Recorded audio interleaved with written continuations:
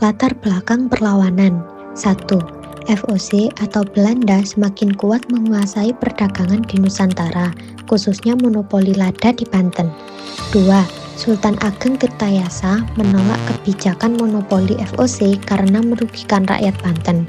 Banten sebelumnya adalah pusat perdagangan internasional yang maju, dengan pelabuhan yang ramai oleh pedagang Asia dan Eropa.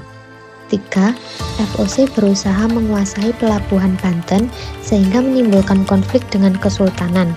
Selain itu, terjadi perselisihan internal antara Sultan Ageng Tirtayasa dengan putranya, Sultan Haji, yang cenderung pro-VOC. Proses berlangsungnya perlawanan. 1. Sultan Ageng Tirtayasa membangun kekuatan militer dan mempererat hubungan diplomasi dengan kerajaan-kerajaan lain seperti Mataram, Makassar, dan kerajaan di Sumatera. 2. VOC menggunakan strategi politik adu domba dengan mendukung Sultan Haji untuk melawan ayahnya sendiri. 3. Tahun 1680-an terjadi perang saudara antara kubu Sultan Ageng Tirtayasa dan Sultan Haji, di mana VOC turun tangan untuk membantu Sultan Haji. 4.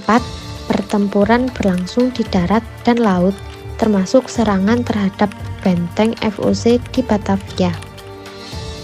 Akhir perlawanan. 1. Pada tahun 1682, Sultan Haji berhasil merebut kekuasaan dengan bantuan VOC. 2. Sultan Ageng Tirtayasa ditangkap pada tahun 1683 setelah melakukan perlawanan terakhir, dan beliau wafat dalam tahanan VOC di Batavia. 3. Kekuasaan Banten melemah dan pengaruh VOC semakin besar di wilayah tersebut. Dampak perlawanan. Perlawanan ini memberikan dampak negatif dan juga dampak positif.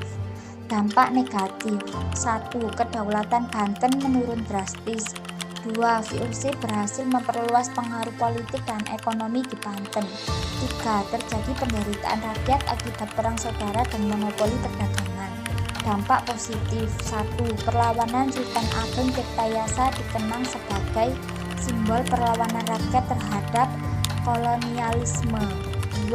Menjadi pelajaran tentang pentingnya persatuan melawan penjajah. Tokoh atau pemimpin perlawanan. 1.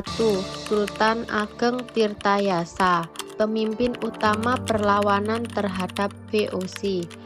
2. Sultan Haji atau Abdul Qahar, putra Sultan Ageng yang bersekutu dengan VOC.